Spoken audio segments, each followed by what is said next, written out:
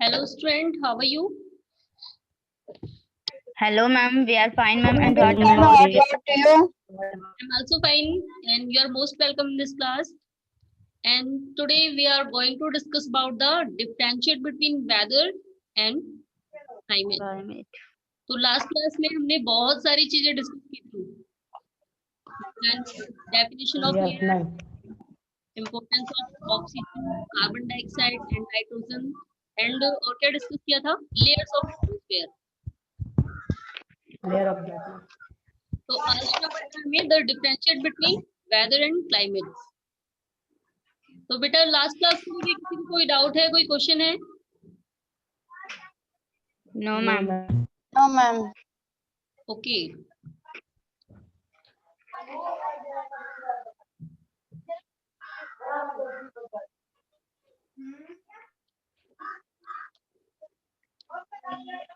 चलिए आज का टॉपिक पढ़ना है हमें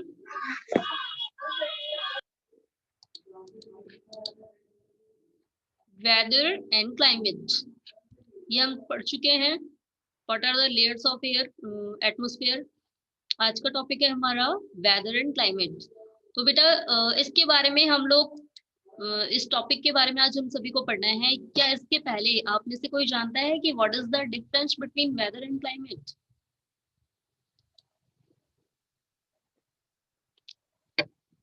मैम आवाज बज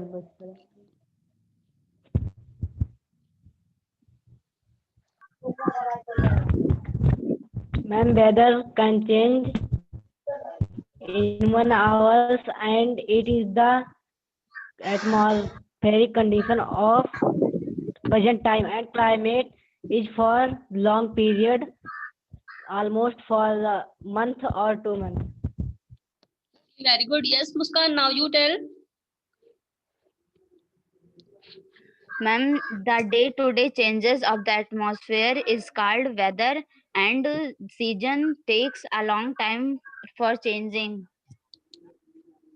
वेरी गुड बेटा. तो वेदर एंड क्लाइमेट, वेदर यानी वो चीज है जो हर डे चेंज होती रहती है. दैट मीन्स कि ऐसा नहीं है कि आफ्टर 1 डे ही चेंज होगा, डे टू डे ही चेंज होगा. ये पर डे भी इसमें चेंजेस आ सकते हैं. यानी ऐसा हो सकता है कि मॉर्निंग में बहुत ही क्लाउडी मौसम हो और शाम होते होते यानी कि दोपहर आते आते सनी आफ्टरनून हो जाए, बहुत ज्यादा दोपहर हो जाए. ऐसा भी हो सकता है.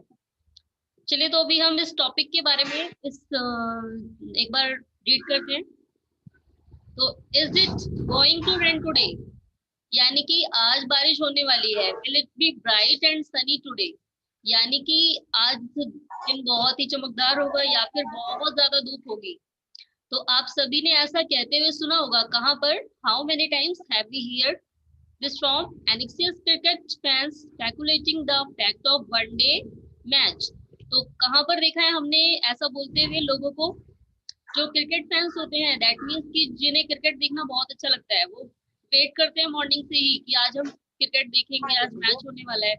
लेकिन जब उन्हें ये पता लग जाता है कि आज बारिश होने वाली है, तब क्या होता है? तब सारा मूड अपसेट हो जाता है फिर. क्योंकि मैच आने के बाद अगर वहां पर बारिश होने लगती है तो मैच ड्रॉ कर दिया जाता है ना? Yes ma'am. Yes ma'am. आप में से भी किसी को क्रिकेट पसंद है बहुत ज्यादा? Yes. Yes. Abhishek, do you like cricket? Yes ma'am. Okay, यानी जिस दिन बारिश हो जाती है आपको भी गुस्सा आता होगा बहुत ज्यादा कि बारिश शुरू हो गई है, मैच नहीं हो पाएगा. तो ये जो क्रिकेट फैंस हैं, ये मतलब इनके ही मुंह से हमने सुना है फोरकास्ट करते हुए बताते हैं कि आज बारिश हो सकती है या फिर आज बहुत ज्यादा दोपहर होगी. तो दोपहर होगी तो बहुत खुशी की बात है, लेकिन अगर पता लगे कि आज बारिश होने वाली है तो अपसेट हो जाना पड़ता है फिर. एंड इफ वी इमेजिन, अब देखिए एक और आपको एग्जांपल दिया है यहाँ पर. If we imagine our body to be a radio, अगर हम ऐसा सोचें कि हमारी जो बॉडी है वो एक रेडियो है and the mind is speaker, और जो हमारा माइंड है वो एक स्पीकर है. दैट मीन्स कि माइंड ये बताएगा कि आज क्या होने वाला है. फिलहाल होता भी ऐसे ही है, क्योंकि हमारे माइंड में अच्छी एंड बुरी दोनों चीजें चलती रहती हैं. जो दैट मीन्स हर टाइप के ख्याल आते हैं कि ऐसा भी हो सकता है, ऐसा भी हो सकता है. तो जो हमारा माइंड है वो क्या है, स्पीकर, वो बताएगा बॉडी को, बॉडी के through. And weather is something that fiddles with its control knobs. और फिर मौसम क्या है, यानी कि हमने क्या देखिए क्या इमेजिन किया है, हमारा शरीर एक रेडियो है, माइंड हमारा स्पीकर है, एंड वेदर क्या है, that fiddles its control knobs. That means कि रेडियो को जिस बटन से ऑन या ऑफ करते हैं, वेदर वही है। यानी कि मौसम कभी भी चेंज हो सकता है। Weather is this hour to hour day to day condition of the atmosphere. तो वेदर यानी कि जो मौसम है, ये तो घंटे घंटे भी चेंज हो जाता है, हर घंटे में, या मतलब पूरे दिन में भी चेंज हो जाता है। और डे टू डे तो चेंज होता ही रहता है। जैसे कि आज अगर बहुत ज्यादा दोपहर है तो कल हो सकता है बारिश हो जाए, या फिर कल हो सकता है कि और ज्यादा धूप हो जाए। तो जो वेदर है वो चेंज होता रहता है। A hot or humid weather may make one irritable। और जब बहुत ज्यादा गर्मी होती है और ह्यूमिड टेम्परेचर होता है, तो इससे क्या होता है, हमें ये इरिटेबल बना देता है, यानी कि हम इसमें इरिटेट होने लगते हैं, परेशान होने लगते हैं। और बजाय इसके a pleasant breezy weather may make one cheerful and even plan for an outing। और जब वेदर हमारा बहुत ही प्लीजेंट होता है, बहुत अच्छा लगता है, और खूब अच्छी सी हवा चल रही होती है, तब हमारा क्या मन करता है, ये हमें चेयरफुल, दैट मीन्स कि आनंददायक बनाता है, मनमोहक बना देता है, हमें हमें बहुत अच्छा लगता है। एंड हम क्या प्लान करने की कोशिश करते, क्या प्लान करते हैं फिर, आउटिंग। यानी हम प्लान करते हैं कि आज का मौसम तो ऐसा है कि कहीं बाहर घूमने जाना चाहिए। तो आप लोग भी, आपके भी माइंड में कभी कभार ऐसा आता होगा कि आज हमें घूमने चलना चाहिए। तो गर्मी के मौसम में तो किसी का मन नहीं करता है ना बाहर जाने का, या करता है आप में से किसी का? No, ma'am. No. No, ma'am. जब गर्मियां होती हैं तो हम क्या सोचते हैं कि जल्दी से घर पे चले, और जहाँ फैन चल रहा हो, जहाँ पर कूलर चल रहा हो, एसी चल रहा हो, उसके सामने लेट जाए जाके बस। लेकिन जब प्लीजेंट मौसम होता है तभी हमारे माइंड में आता है कि नहीं, चलना चाहिए, घूमना चाहिए बाहर, हवा बहुत अच्छी लग रही है। चलिए अब आगे देखिए। Weather can change dramatically from day to day, however the average weather condition of a place for a longer period of time represent the climate of a place. तो अब क्या होता है, वेदर के बारे में तो हमने पढ़ा है, weather can change dramatically from day to day. ये अपने आप ही चेंज होता रहता है हमेशा ही, हमें पता नहीं होता कि आज ऐसा होगा, आज वेदर ऐसा होगा, आज मौसम ऐसा रहने वाला है, लेकिन ये चेंज हो जाता है। भले ही मैंने भी आपको बताया था, मॉर्निंग में हो सकता है कि बादल घिरे हों, लेकिन दोपहर तक आते आते कड़ी सी धूप निकल जाती है। तो ये जो वेदर है इसका हमें पता नहीं होता, केवल इसका फोरकास्ट करते हैं लोग रेडियो टेलीविजन के थ्रू, वो केवल अनुमान लगा पाते हैं बस। और ऐसा नहीं है कि वो हमेशा रियली होता है, वो चेंज भी हो सकता है। चलिए तो अभी हम पढ़ रहे थे वेदर के बारे में, नेक्स्ट है क्लाइमेट। अब क्लाइमेट किसे कहते हैं हम, the average weather condition of a place for a longer period of time represent the climate of a place। तो अगर एक ही वेदर सिचुएशन, वेदर कंडीशन किसी एक जगह पर लॉन्गर टाइम तक रहती है, बहुत ज्यादा टाइम तक, तो दैट मीन्स कि वो क्या है, वहाँ की क्लाइमेट। जैसे अभी हम बात करते हैं डेजर्ट एरिया की, वहां पर मोस्टली गर्मी रहती है, बहुत कम बारिश होती है, बहुत कम ठंड पड़ती है, यानी कि वहाँ का वेदर है हॉट वेदर, है ना? Yes, ये तो ma'am. Yes, ma'am. Yes, ma'am. Okay, तो आप सभी को वेदर एंड क्लाइमेट दोनों के बीच में डिफरेंस पता लग गया? Yes, ma'am. Yes, ma'am. Yes, ma'am. Okay चलिए, तो ये हमारा वेदर एंड क्लाइमेट, ये टॉपिक हम डिस्कस कर चुके हैं। और ध्यान रखना है, अभी आपको माइंड में रखना है, क्योंकि ये नेक्स्ट टॉपिक पढ़ाने के बाद इससे रिलेटेड क्वेश्चन भी पूछने हैं।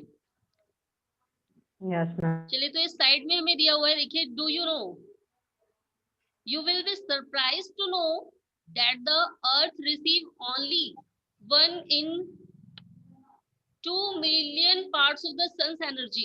यानी कि सूरज की जो एनर्जी है, सन की जो एनर्जी है, जो उसकी ऊर्जा है, जो उसकी हीट है, उसके 2 अरबवें पार्ट का केवल एक भाग हम लोग प्राप्त कर पाते हैं। यानी कि अगर सूरज की रोशनी के 2 लाख पार्ट कर दिए जाएं, 2 अरब पार्ट, तो उसका एक हिस्सा हमारे अर्थ तक आता है। यानी कि कितनी कम रोशनी हमारे पास तक आ रही है, बहुत ही Yes, हैरानी ma'am. वाली बात है। और हमें क्या लगता है कि सूरज जो है कितनी तेज चमक रहा है, बहुत तेज रोशनी आ रही है, हम लोग जल जाएंगे।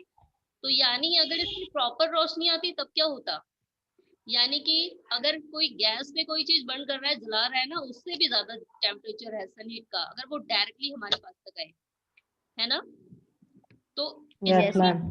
इससे हमें Yes, ma'am. कौन करता है, सन की एक्स्ट्रा जो रेज है उससे कौन प्रोटेक्ट करता है हमारे अर्थ पे हमें, वो protect the sun heat and energy from earth. Yes बेटा, वो protect us from the heat of sun in our earth. Ma'am, ozone layer. No, ozone layer. Ozone layer. And ozone layer कौन Yes, सी ma'am. Atmosphere की कौन सी layer में पाई जाती है? मैं stratosphere. Ma'am, stratosphere. stratosphere. Stratosphere, very good. तो स्ट्रेटोस्फेयर में जो ओजोन लेयर है ये हमें प्रोटेक्ट करती है, दैट मीन्स कि ये एक कवर बनाए रखती है। यहाँ पर ये पूरा Yes, ma'am. ब्लैंकेट की तरह कवर कर रखा है और इसी की वजह से सनलाइट, सन हीट हमारे पास तक नहीं आ पाती है।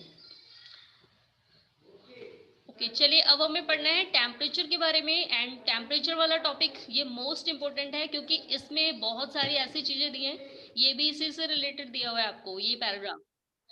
Yes, ma'am. चलिए, तो टेम्परेचर के बारे में तो आप सभी जानते हैं ना, टेम्परेचर क्या होता है। अगर आपसे कोई पूछे डिफाइन टेम्परेचर तो आप सभी कर लेंगे ना। Yes, ma'am. चलिए, कौन बताएगा what is temperature, what is the actual meaning of temperature? Yes Abhishek. Ma'am, temperature means coldness and heatness of the atmosphere of surroundings of that area. Okay, very good. तो temperature क्या है, किसी भी area की hotness and coldness, वहां पर कितनी ठंड है कितनी गर्मी है, ये वहां का टेम्परेचर बताता Yes, है। ma'am. और इसीलिए हम कहते हैं कि किसी एरिया का टेम्परेचर बहुत ज्यादा है या फिर बहुत कम है। जहां पर ठंडी पड़ती है दैट मीन्स कि वहां का टेम्परेचर लो होता है, और जहां पर Yes, ma'am. बहुत ज्यादा गर्मी पड़ती है यानी कि वहां का टेम्परेचर हाई होता है। चलिए, तो अब टेम्परेचर के बारे में पढ़ते हैं। The temperature you feel every day is the temperature of the atmosphere. तो जो टेम्परेचर हम लोग फील करते हैं, जो भी फील करते हैं, वो हमारी एटमोस्फेयर का टेम्परेचर है। यानी कि हमारे आसपास की जो हवा है वो कितनी गर्म है कितनी ठंडी है, यही टेम्परेचर होता है। That means the degree of hotness and coldness of the air is known as temperature. तो हमारी हवा की मतलब दैट मीन्स हमारी जो एयर है कितनी हॉट है वो कितनी कोल्ड है, that is known as the temperature of air. अब the temperature of the atmosphere change not only between day and night but also from season to season. अब जो हमारी एयर का जो टेम्परेचर है, जो हमारे एटमोस्फेयर का जो टेम्परेचर है, ये ओनली डे एंड नाइट में ही चेंज नहीं होता है। ऐसा नहीं है कि डे में ज्यादा हो जाता है एंड नाइट में कम हो जाता है। ये डे एंड ऐसा होता तो है फिलहाल, लेकिन ये डे एंड नाइट में ही चेंज नहीं होता, सीजन टू सीजन भी चेंज होता रहता है। यानी कि जिस समय हमारे यहाँ समर है वहां पर टेम्परेचर ज्यादा है, और जब विंटर आ जाएगी तब ये टेम्परेचर लो हो जाएगा।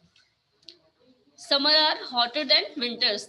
तो ये तो फिलहाल हम सभी जानते हैं कि गर्मियों में ज्यादा गर्मी लगती है सर्दियों से। एक बार ये देखिए, टॉप इंस्ट्रूमेंट के बारे में पढ़ना है आपको, और ये इंस्ट्रूमेंट क्यों यूज किए Yes, जाते ma'am. हैं। तो ये सारे ही इंस्ट्रूमेंट हमारे एटमॉस्फेयर से रिलेटेड है। And what are the uses of this instrument, ये आप सभी को याद करना है। सबसे पहले थर्मोमीटर। थर्मोमीटर के बारे में आप सभी जानते हैं क्यों यूज होता है। Yes, ma'am. Yes Prachi. Yes, ma'am. बेटा now you tell what are the uses of thermometer.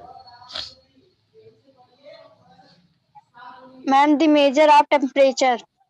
Very good. तो thermometer is use for the measuring the temperature. तो नेक्स्ट है बैरोमीटर। बैरोमीटर क्यों यूज किया जाता है, measure atmospheric pressure. That means कि हमारी हवा जो है वो कितना प्रेशर डाल रही है, कितना दबाव डाल रही है किसी चीज पे हमारे इस एरिया पर, वो हम किससे पता लगा सकते हैं, बैरोमीटर से। Barometer. अब नेक्स्ट है रेन गेज।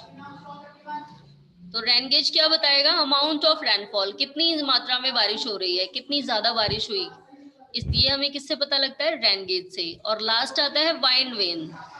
वाइंड वेन क्या करता है, shows the direction of the wind. ये हमें वाइंड की डायरेक्शन बताता है कि वाइंड कौन सी डायरेक्शन में चल रही है।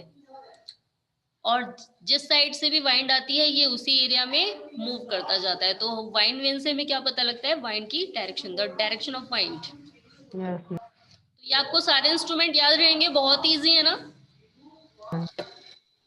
Yes, Yes, ma'am. ma'am.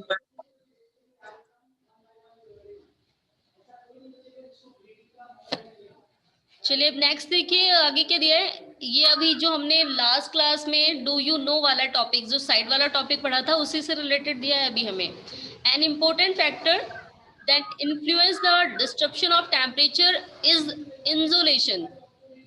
तो जो टेम्परेचर के important factor that influence the disruption of temperature, that means कि हर एरिया में जो टेम्परेचर है वो अलग अलग क्यों है, इसे कौन इन्फ्लुएंस करता है, कौन प्रभाव डालता है इस पे?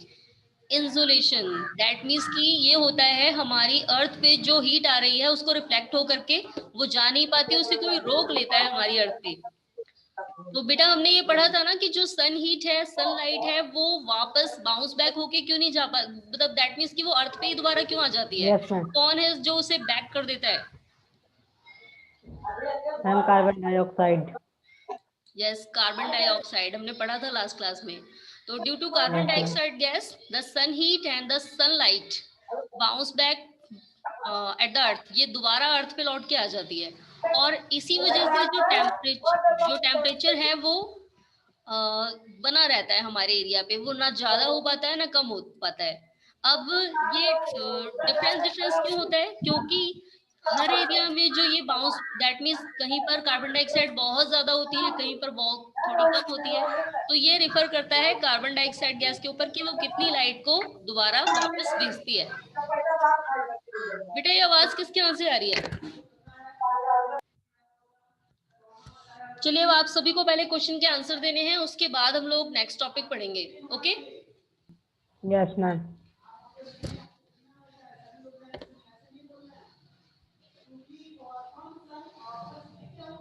ओके, फर्स्ट क्वेश्चन है what are the layers of atmosphere?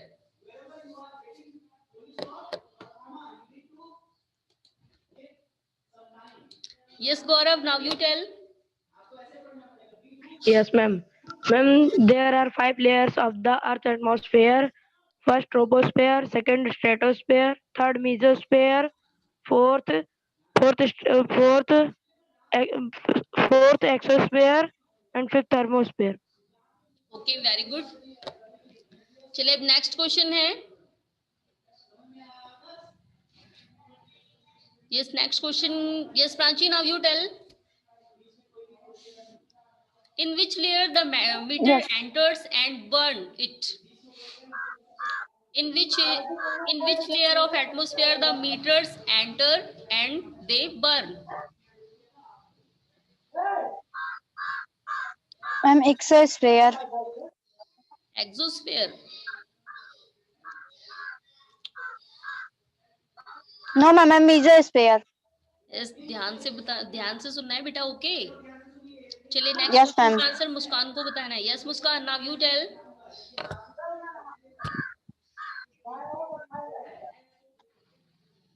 In which layer of atmosphere the weathering condition occur?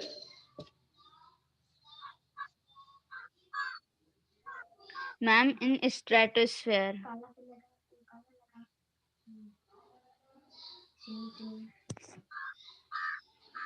बेटा just I am asking to you, weathering condition, weathering condition कौन सी लेयर में होती है?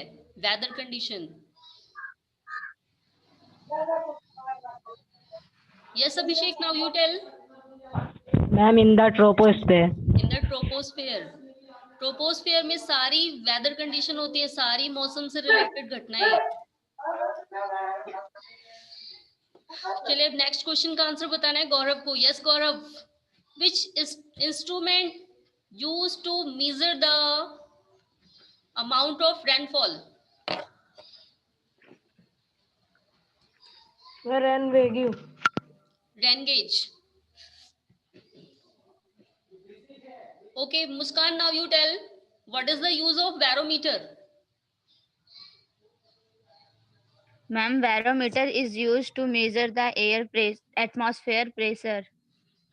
Very good. Prachi, now you tell beta. What Yes, is the ma'am. use of wine when? Ma'am, so the direction wind. Windman is used to detect the direction of wind. Okay चलिए तो अब हमें next paragraph पढ़ना है.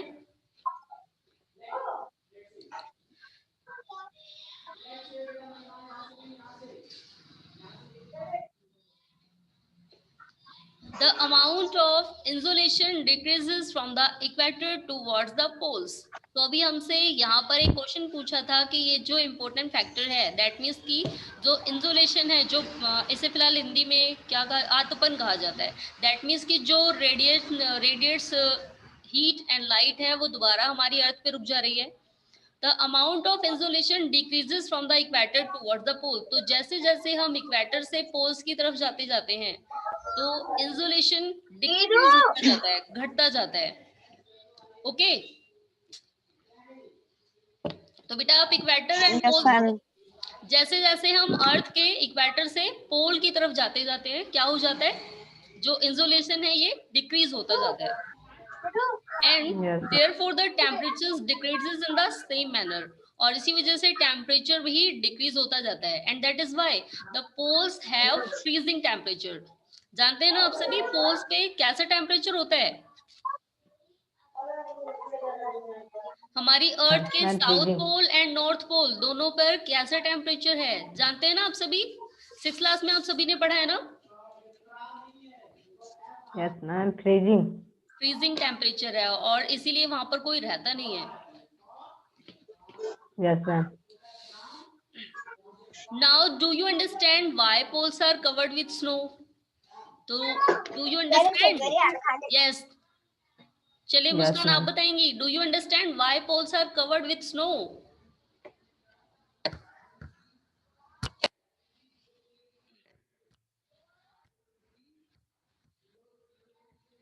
Yes, Muskan. Ma'am, the poles are covered with snow because the amount of isolation decreases from the equator towards the pole. Very good. चलिए तो poles पे क्यों फ्रीजिंग टेम्परेचर स्नो क्यों होती है, क्योंकि वहां पर इंसोलेशन इक्वेटर से पोल्स की तरफ जाते जाते डिक्रीज होते होते वहां पर जाने के बाद जीरो हो जाता है और इसीलिए वहां पर स्नो Yes. रहती है. If the Earth's temperature rises too high, it would become too warm from some crops to grow. And और क्या होता है, जैसे जैसे अर्थ का टेम्परेचर राइज होता है टू हाई, दैट मीन्स कि बढ़ता जाता है, it would become too warm from some crops to grow. और तभी जो फसलें हैं वो ग्रो कर पाती हैं. और इसीलिए जो जहां पर भी बहुत ठंडे एरिया हैं, जो भी हिल स्टेशन वगैरह हैं, या फिर अगर हम हिल्स की बात करें या माउंटेन की बात करें, माउंटेन रीजन की, तो वहां पर प्लांट्स एंड फॉरेस्ट बहुत ही कम है. और जैसे जैसे हम नीचे की तरफ आते जाते हैं वैसे वैसे प्लांटेशन बढ़ता जाता है. और इसीलिए जहां पर टेम्परेचर वार्म होता है वहां पर ही क्रॉप्स ग्रो की जा सकती है. Temperature in cities is much higher than that of village. And temperature in cities यानी कि शहरों में जो टेम्परेचर है वो विलेज की अपेक्षा, गाँव की अपेक्षा ज्यादा है. इसका क्या कारण है? What was the reason behind it? Just Gaurav, you tell.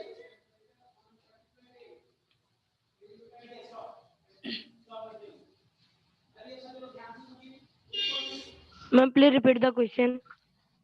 बेटा आपसे देखिए पूछा हुआ है कि the temperature of cities is the temperature in cities is much higher than the village. Why?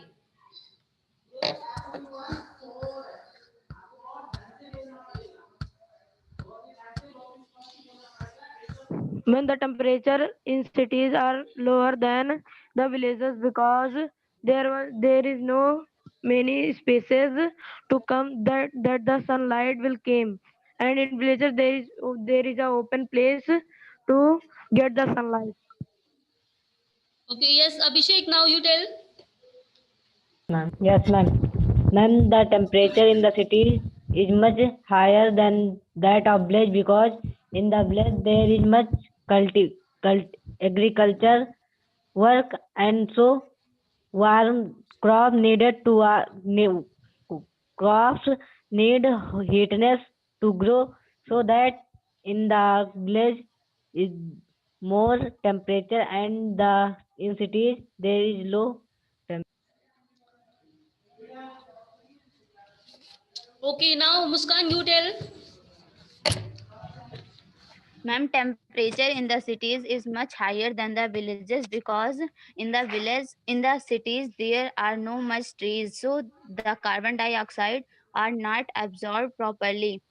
And in the villages there are much trees, so the trees absorb carbon dioxide properly. So temperature in the cities is much higher than the villages. Okay, चलिए अब इसका reason पढ़ते हैं and ये भी clear हो जाएगा किसका आंसर ज्यादा परफेक्ट था। तो अब ये क्यों ज्यादा है सिटीज में? The temperature in cities is much higher than the village because the concentrate and metals in the concrete and metals in building and the asphalt of roads get heated up during the day. तो जहां पर भी concrete मीटल्स की ये जो भी बनाई जाती है इन बिल्डिंग, इन जिन भी बिल्डिंग्स में बनाया जाता है, and the asphalt of roads get heated up during the day. तो जहां पर भी ये चीजें बनाई जाती हैं डे टाइम पे ये बहुत ज्यादा गर्म होती है and this heat is release during the night. और वहां पर रातें भी इसलिए गर्म हो जाती है क्योंकि ये जो गर्माहट है ये रात में भी उठती रहती है. This heat is release during the night and the also crowded high rise building of the cities trap the warm air and thus raise the temperature of the cities. और फिर क्या होता है? The crowded high rise building, जहां ये देखिए जो भी बिल्डिंग्स हैं जिनमें मीटर्स के सामान बनाए जाते हैं या फिर जहां पर कंक्रीट बनाए जाते हैं, ईंटें बनाई जाती हैं, ब्रिक्स बनाई जाते हैं, सीमेंट बनाई जाती है, जो भी कंस्ट्रक्शन किया जाता है, तो जहां पर भी ये बिल्डिंगें होती हैं वहां उस बिल्डिंग के आसपास का जो एरिया है वो बहुत गर्म हो जाता है. एंड ये गर्माहट केवल डे टाइम में ही नहीं रात में भी रहती है. एंड इसीलिए क्या होता है द वार्म एयर दस ये जो गर्माहट है ये हमारी आसपास की एयर में भी मिलती है and thus raise the temperature of the cities. और यही कारण है कि जो सिटी का जो टेम्परेचर है वो हमेशा ही ज्यादा रहता है गांव की अपेक्षा. Okay, Yes, ma'am. Yes, ma'am. चलिए अब आपको क्लियर हो गया. Yes, ma'am. फिलहाल मुस्कान ने भी Yes, ma'am. एक Yes, ma'am. मुस्कान ने भी एक परफेक्ट रीजन दिया था प्लांट्स वाला. यहाँ पर प्लांट्स हैं जो कार्बन डाइऑक्साइड को ऑब्जर्व कर लेते हैं, लेकिन सिटीज में कार्बन डाइऑक्साइड ऑब्जर्व करने के लिए प्लांट्स बहुत ही कम है और वहां पर कार्बन डाइऑक्साइड गैस की वजह से भी टेम्परेचर ज्यादा होता है. Yes, ma'am. चलिए अभी लास्ट में एक साइड पॉइंट दिया है, डू यू नो. अब यहाँ पर देखते हैं क्या दिया है हमें. आप सभी ये तो जानते होंगे ना कि टेम्परेचर को किसमें मेजर किया जाता है. What is the degree of measuring the temperature? What is the unit Ma'am, of Celsius. And thermometer. Celsius and Celsius. Fahrenheit. Celsius and Fahrenheit. yes, Celsius very and good Abhishek. Fahrenheit. तो Celsius and Fahrenheit है, ये 2 degree है hotness degree जिनमें हम hotness को major करते हैं. तो अब सेल्सियस जो है ये हमें किसने बताया था कि सेल्सियस में मेजर करना चाहिए? कौन था इसका inventor? The standard unit of measuring temperature is degree Celsius. तो इसकी जो स्टैंडर्ड यूनिट है वो है Celsius. It was invention by Anders Celsius. इसे एंडर्स सेल्सियस ने इन्वेंट किया था, खोजा था. On the Celsius scale the water freezes at 0 degree Celsius and boils at 100 degree Celsius. तो क्या होता है, ये तो फिलहाल हम पढ़ ही चुके हैं कि जो वाटर है वो फ्रीज होता है 0 डिग्री सेल्सियस पे एंड बॉयल होता है 100 डिग्री सेल्सियस पे. एंड ये हमें किसने बताया था? एंडर्स सेल्सियस ने. तो आपको इनका नाम याद रखना है. Yes, ma'am. Yes, ma'am.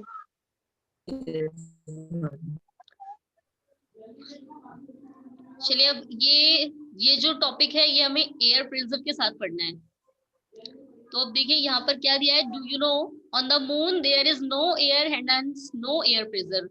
यहाँ पर देखिए जो जहाँ मून पर फिलहाल बहुत सारे लोग गए हैं, हम बहुत सारे एस्ट्रोनॉट जा चुके हैं and there is no air. वहां पर ना हवा है and there is no air pressure. और जब हवा ही नहीं है तो एयर प्रेशर, हवा का दाब कहाँ से होगा? हवा दबाव भी नहीं डालती किसी चीज पे.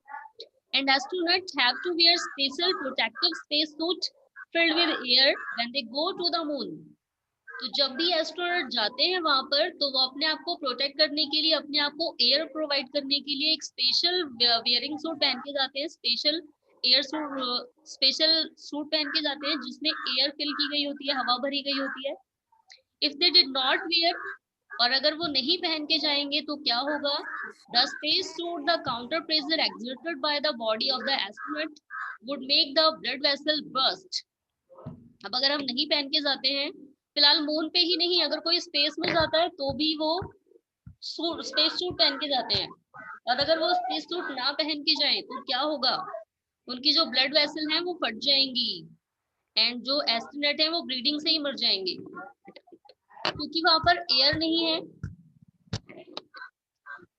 जैसे अब हम लोग यहाँ पर रहते हैं, यहाँ पर हमारे आसपास एटमॉस्फेयर है, हवा है हमारे चारों तरफ, तो हवा की वजह से हमारा जो भार है वो दबा रह जाता है। अगर आप अभी जाए स्पेस में, तो आपको पता है वहां पर जाने के बाद आपका वेट कितना हो जाएगा? अगर यहाँ पर 11 kg है, 12 kg है, तो वहां पर जाके 4 गुना हो जाएगा।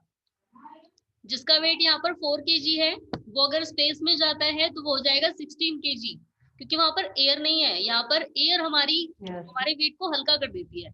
आप जो अपना वेट करते हैं वो आपका एक्चुअल वेट नहीं होता है यहाँ पर।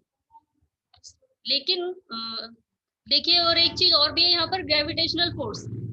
हमारी अर्थ हर चीज को अपनी तरफ खींचती है ना? तो Yes, ma'am. ग्रेविटेशनल फोर्स की वजह से Yes, जो हम लोग ma'am. टिके हुए हैं वो भी ज्यादा भार डालती है, ऊपर से हवा भी भार डालती है, और इसी की वजह से हमारा वेट ज्यादा हो जाता है।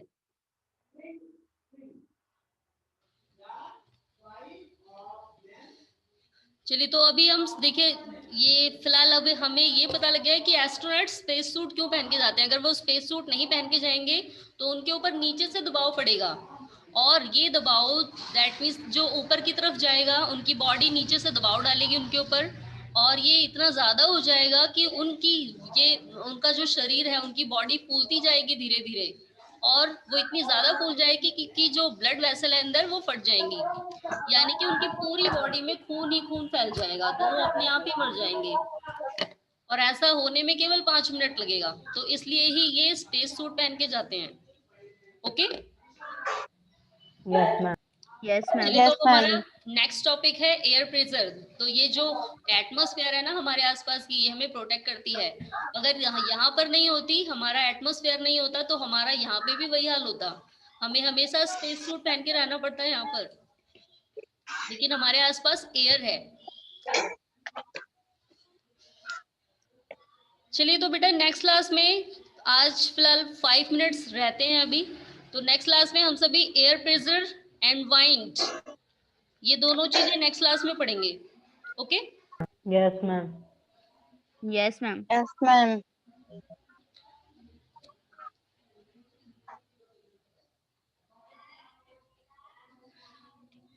चलिए, एक तो आपने ये आज जितना टॉपिक पढ़ा है सभी को क्लियर है? Yes, ma'am. Yes, ma'am. Yes, ma'am. Okay, चलिए अब एक बार क्वेश्चन आंसर डिस्कस कर लेते हैं इस टॉपिक से related.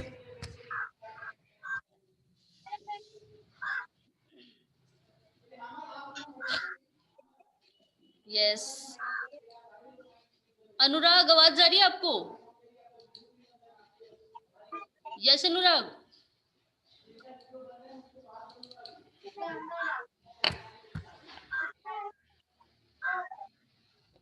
Yes, ma'am. Anurag, now you tell what is temperature?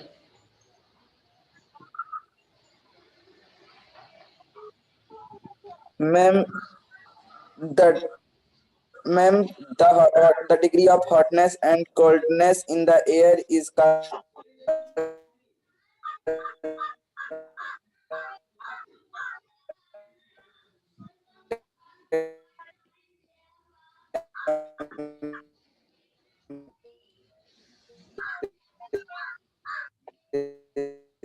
अनुराग की आवाज कट के आ रही है। Yes Abhishek, now you tell. Yes, ma'am. Ma'am, temperature is the hotness and coldness of the air in degree Celsius or Fahrenheit. Okay. Muskan, now you tell beta. Define insolation.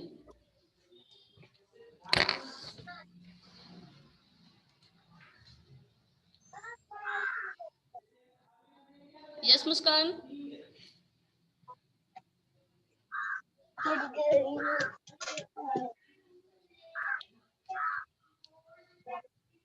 Prachi, now you tell. Ma'am, insolation is the incoming solar energy intercepted by the earth.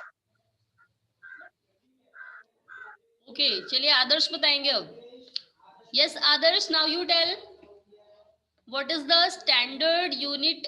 Adarsh disconnect हो गए हैं।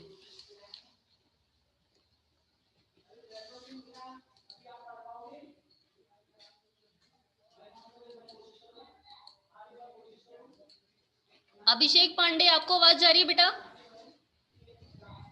Yes, ma'am. Okay Abhishek Pandey, now you tell बेटा what is the standard unit of measuring the temperature.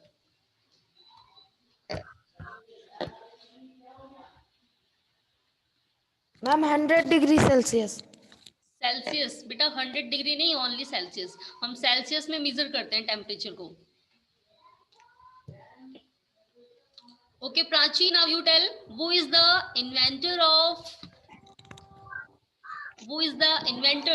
who discovered who invent the standard unit of measuring who was the inventor that invent the standard unit of temperature? Ma'am, under Celsius. 100 Celsius. चलिए अब next question का answer बताना है।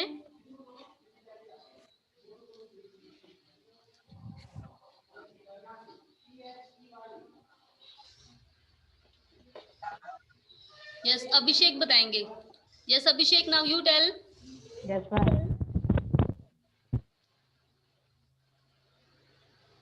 Differentiate between weather and climate. Yes, ma'am.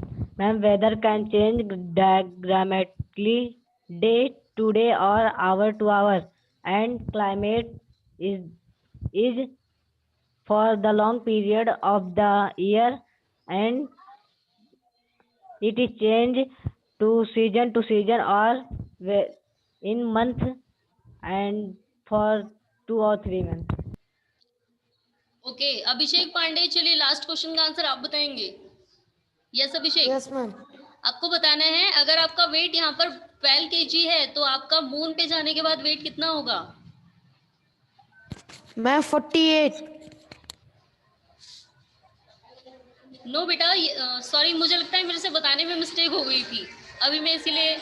बेटा यहाँ पर हमारा 4 गुना wait होता है, मून से 4 गुना वेट यहाँ पर होता है, क्योंकि यहाँ पर ऊपर से एयर प्रेशर है एंड नीचे से ग्रेविटेशनल फोर्स है।